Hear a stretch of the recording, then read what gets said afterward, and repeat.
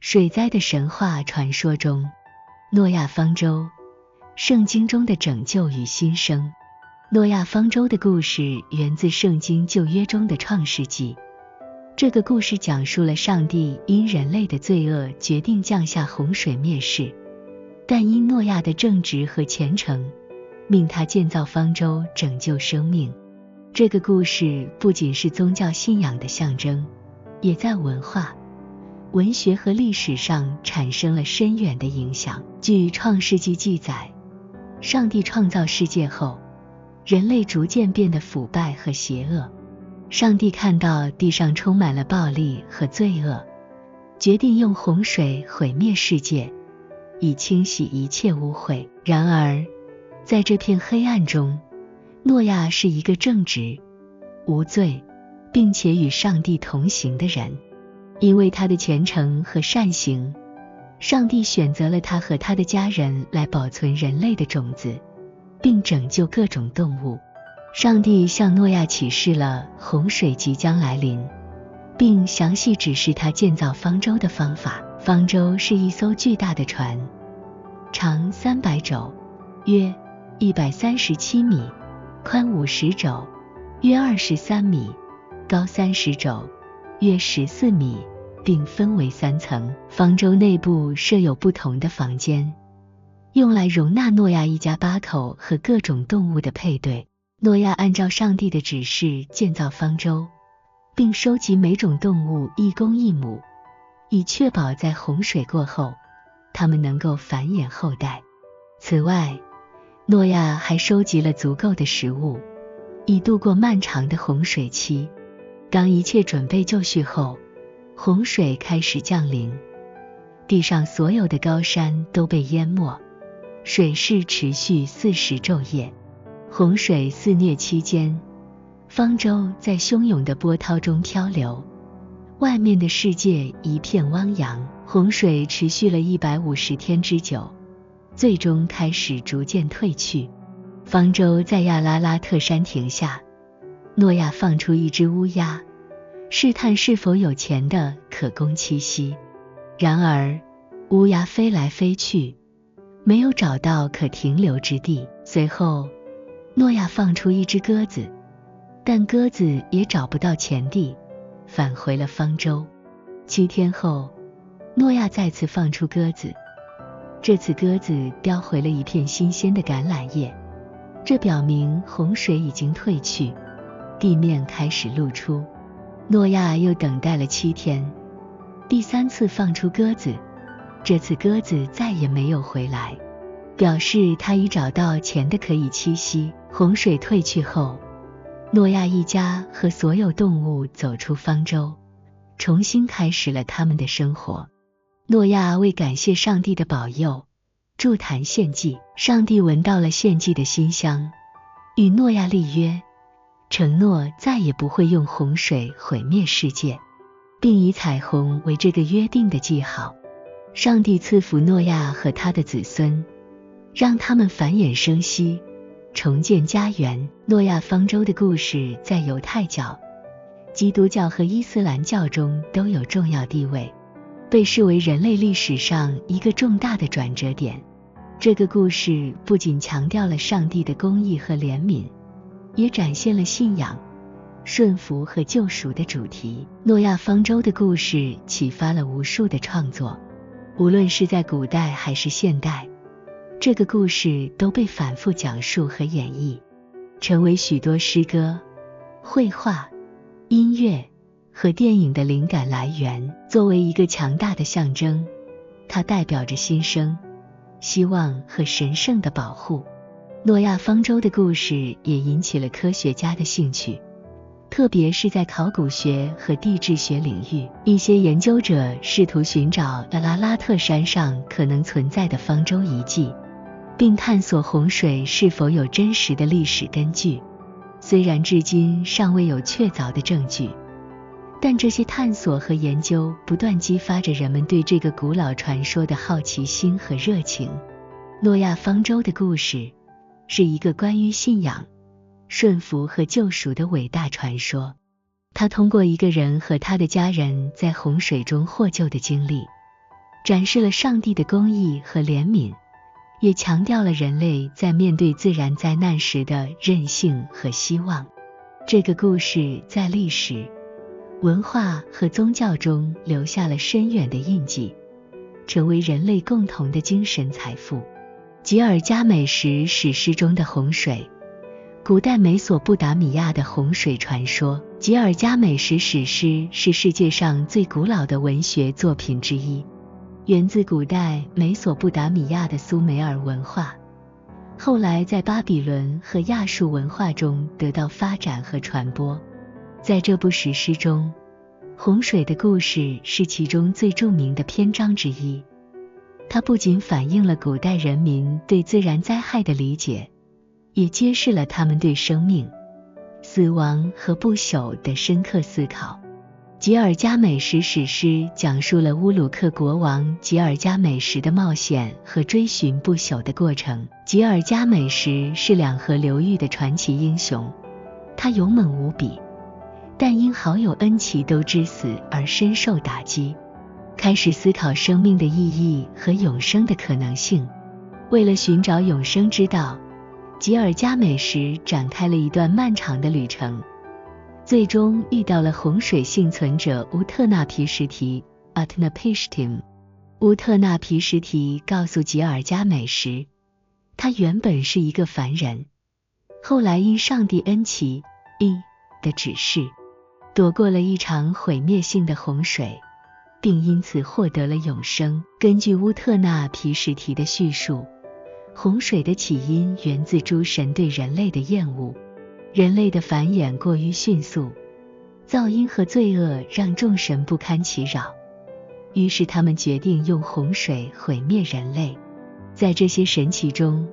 恩奇对人类怀有怜悯之心，他偷偷告诉了乌特纳皮什提即将到来的灾难，并指示他建造一艘巨大的船，以拯救自己、家人以及各种动物。乌特纳皮什提按照恩奇的指示行事，建造了船并装满了食物和动物，准备迎接洪水的来临。洪水如期而至，暴雨倾盆，洪水迅速蔓延，吞没了大地。洪水的猛烈程度超过了所有人的想象，天地陷入了混乱，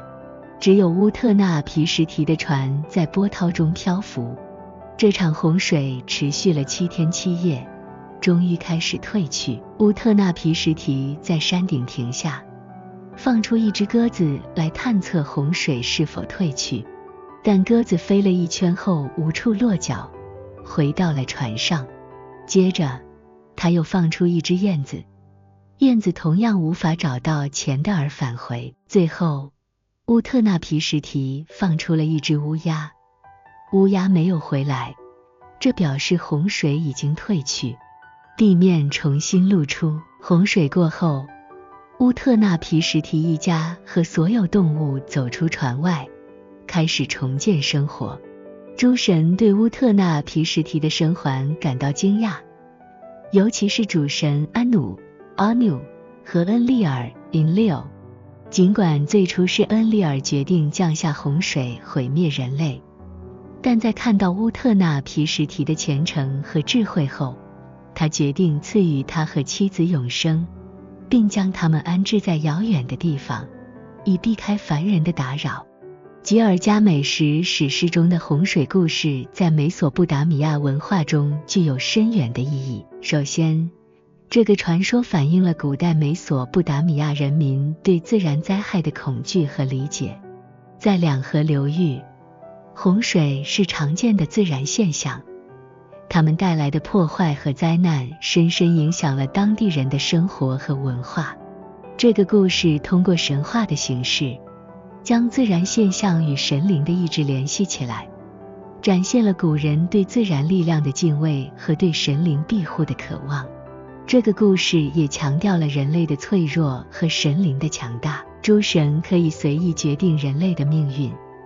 只有那些得到神灵庇护的人才能幸免于难。这种神权至上的观念在美索不达米亚文化中普遍存在，体现了人们对神灵无所不能的信仰。此外，乌特那毗湿提的故事还传达了对智慧和忠诚的赞美。正是因为乌特那毗湿提的聪明才智和对恩奇的忠诚，他才能在洪水中幸存并获得永生。这种智慧和忠诚的价值观在古代美索不达米亚文化中被高度推崇，成为人们行事为人的指导原则。吉尔伽美什史诗的洪水故事不仅在美索不达米亚地区广为流传，还影响了后来的许多文化和宗教。特别是在圣经中，诺亚方舟的故事与吉尔伽美什中的洪水故事有许多相似之处。这些相似性显示了古代近东地区文化交流的频繁和不同文明之间神话传说的相互影响。在文学和艺术方面，吉尔伽美什洪水的故事也启发了许多创作。这个古老的神话被后世的诗人、画家和学者反复演绎和探讨，成为人类共同文化遗产的一部分。吉尔伽美什史诗中的洪水故事是一个关于毁灭与新生、智慧与忠诚的传奇。它通过一个人类在神灵帮助下幸免遇难的故事，揭示了古代美索不达米亚人民对自然、神灵和生命的深刻思考。这个故事不仅在古代文化中具有重要地位，也在现代社会中继续发挥影响，成为人类对抗自然灾害、寻求智慧和追求永生的象征。魔奴和洪水，印度教中的洪水传说。印度教的洪水故事，特别是魔奴和洪水的传说，是一个具有深远意义的神话，展示了印度古代文化对宇宙起源、自然灾害以及人类文明的思考。这个故事在摩奴法典和博伽梵往事书 Bhagavata Purana 等经典中都有所记载，成为印度教神话中的重要篇章。摩奴是印度教神话中的第一位人类，被认为是人类的始祖和法律的制定者。根据印度教的传说，摩奴的全名是斯瓦扬布加摩奴 Swayambhuva-Manu， 意为自生的魔奴。他被赋予了重建世界和保护人类文明的使命。故事开始时，摩奴在进行每日的祭祀和祈祷。在某一天，他在一个水湖中发现了一条小鱼，这条鱼请求魔奴保护它，并承诺将来会拯救魔奴。魔奴答应了鱼的请求，将它放在一个更大的容器中。随着时间的推移，鱼不断长大，魔奴不得不将它移到一个池塘，最终将其放入大海。这条鱼其实是毗湿奴神的化身，名为摩搓 Matsya。 摩搓告诉魔奴，一场毁灭性的洪水即将来临，将会摧毁所有的生命。为了拯救人类和动物，摩搓指示魔奴建造一艘巨大的船，并将各种种子、动物和贤者带上船，以确保洪水过后生命得以延续。魔奴按照摩搓的指示建造了船，并将所有需要保护的生命带上船。当洪水来临时，魔奴将船系在摩搓的脚上，摩搓以鱼的形态牵引着船，带领魔奴和他所保护的生命渡过洪水。洪水持续了很长一段时间，最终在喜马拉雅山脉的最高峰停下。洪水退去后，魔奴和他所保护的生命走下船，开始重新建立世界。魔奴为感谢毗湿奴神的帮助，进行了祭祀，并遵照神的指示制定了法律和规范，指导人们如何生活和敬拜神灵。魔奴和洪水的故事在印度教文化中具有多重意义。首先，这个传说展示了毗湿奴神的慈悲和拯救之力。作为保护者和维护者，毗湿奴神在宇宙面临毁灭时，通过化身为鱼拯救了人类和其他生命，展示了神对众生的怜悯和保护。其次，摩奴作为人类的始祖和法律的制定者，代表了人类文明的起源和道德规范的建立。在洪水过后，摩奴依据神的指示制定了法律，这些法律在摩奴法典中被详细记载，成为古代印度社会的重要法律依据。这些规范不仅涉及宗教仪式和道德伦理，还涵盖了社会生活的各个方面，对印度文化产生了深远影响。此外，摩奴和洪水的故事还反映了印度教对宇宙周期性的理解。在印度教宇宙论中，世界经历着不断的创造、维持和毁灭的循环，洪水作为毁灭的象征之一，展示了宇宙的再生和新生。摩奴的故事强调了在毁灭之后的重生和希望，